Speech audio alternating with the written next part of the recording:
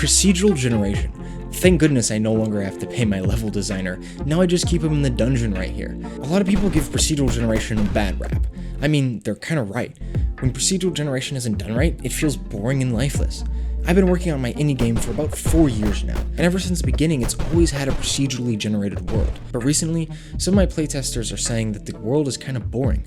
Well, they used to be playtesters. So I have some ideas on how to fix the design and hopefully take the procedural generation to the next level. I want to focus on the idea of using risk and reward, taking inspiration from the hit game Spelunky. It's one of my favorite games of all time, and I think it does procedural generation especially well. Each time a player enters a Spelunky level, it's randomly generated. There's usually one main path, and a few optional side areas you can get to using bombs and ropes. Spelunky places loots, secrets, and extra special items here on these side paths. So you can risk going out and searching for these items, but you might also die to the extra enemies and traps along the way. It's this really cool dilemma of greater risk and greater reward, which is exactly what I'm trying to go for in my procedural generation. Following Spelunky, I've added a main path that leads to the end of the level. Along the way, there's side paths that will lead you to items and trinkets. These are the way you progress during a run.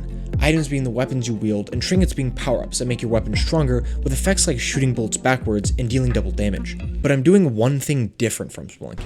The way my game works is every time you clear a room, all future rooms in a level will get more difficult.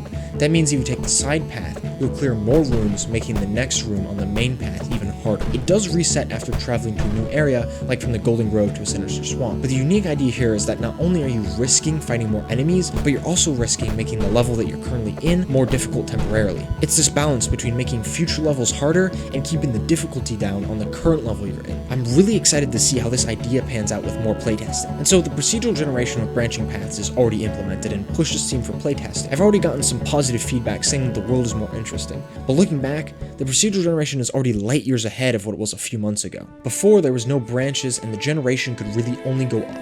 It lacked any real player choice, and that's a huge factor between why playtesters were calling it monotonous. The world was merely a container for the gameplay. But now it's its own mechanic, offering interesting decisions and mixing mechanics like the loot and combat, which gives me confidence that this is the right decision. Now before I end the video, I want to give an update on some of the other changes I made and why I made them. The bow's range was heavily nerfed, so that you can no longer cheese rooms by hitting enemies that are outside of your view. A new enemy called the Wood Spirit was added to the enemy pool. This is experimenting with adding more ranged enemies in the game. I'm hoping it makes it a bit more interesting with the combat. I've done a lot of work on the visuals to spice things up. You'll notice improved grass, waving animations, and new decorations around the borders of rooms. Let me know what you think. I'm hoping that continuing to make the game look better will help get more people interested. I've also disabled a few features while I touch them up. You can't access the other locations at the moment because their visuals aren't done, but I'm working on this right now.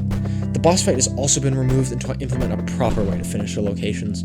The altar system where you get new trinkets has been removed too. I'm going to be reworking it real soon. That's everything.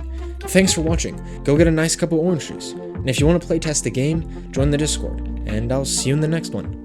Bye.